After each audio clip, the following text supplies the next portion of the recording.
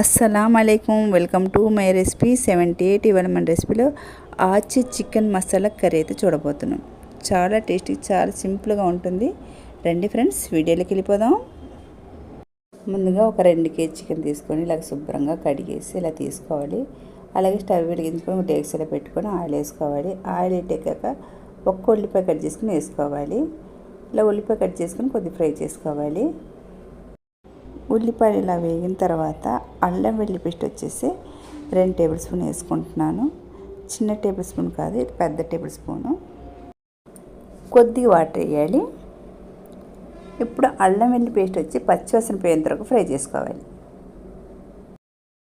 ఇప్పుడైతే అల్లం వెల్లుల్లి పేస్ట్ బాగా వేగిపోయింది. ఇప్పుడైతే కడిగి పెట్టుకున్న చికెన్ అయితే ఇందులో వేసుకోవాలి.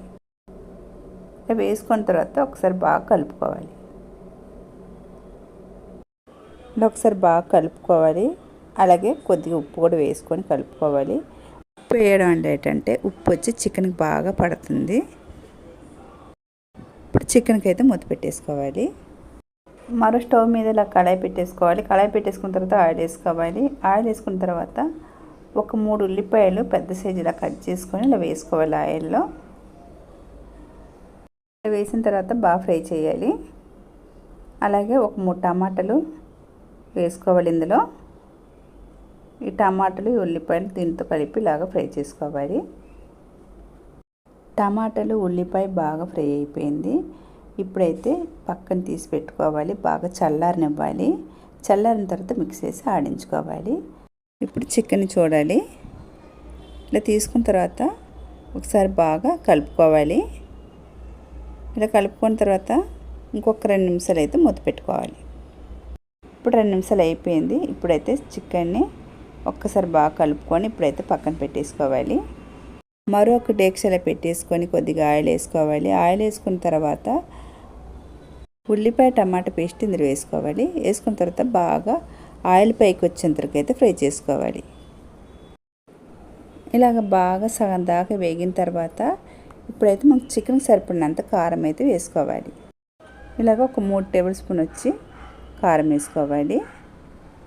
అలాగే 1/4 టేబుల్ స్పూన్ పసుపు. ఇప్పుడైతే చికెన్కి మసాలా వేసుకోవాలి. ఆచి చికెన్ మసాలా వేసుకుంటున్నాను. ఆచి చికెన్ మసాలా వేయడం వల్ల ఏంటంటే మనకు చాలా టేస్ట్గా ఉంటుంది చికెను. ఇది వచ్చి నేను ఒక 2.5 టేబుల్ స్పూన్ అయితే వేసుకుంటున్నాను. నేను వచ్చేసి ఇంకే మసాలా వేయలేదు. ఆచి చికెన్ మసాలా ఒక్కటే వేస్తున్నాను. మసాలా అయితే మట్టుకైతే ఇలాగ చికెన్ మసాలా వేసుకుని ఒకసారి ఇలా బాగా కలుపుకోవాలి. కలుపుకున్న తర్వాత అలాగే పెరుగు వచ్చి 1 కప్పు వేసుకోవాలి. ఇలా వేసాక కొద్దిగా వాటర్ వేసుకోవాలి. వేసుకొని బాగా కలుపుకోవాలి. ఇప్పుడు ఆయిల్ అంతా బాగా పైకి వచ్చేంతవరకు అయితే ఫ్రై చేసుకోవాలి. ఇప్పుడు చూసారా, ఇలా కలుపుతుండగా ఆయిల్ అంతా పైకి వచ్చింది. ఇలా వచ్చిన తర్వాత ఉడకబెట్టుకున్న చికెన్ని గ్రేవీలో వేసుకోవాలి. ఆ చికెన్లో కొద్ది వాటర్ ఉంటుంది. ఆ వాటర్తో పాటు వేసుకోవాలి. ఇలా వేసుకున్న తర్వాత ఒకసారి బాగా కలుపుకొని ఇంకొక 10 నిమిషాలు అయితే ఉడికించుకోవాలి. ఒక 2-3 పచ్చిమిరపకాయలు కూడా వేసుకోవాలి.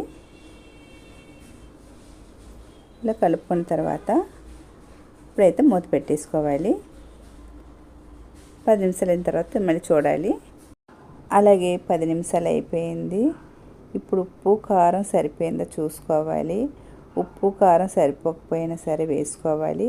అలాగే నాకైతే ఉప్పు అయితే సరిపోలేదు. ఉప్పు అయితే వేసుకుంటున్నాను.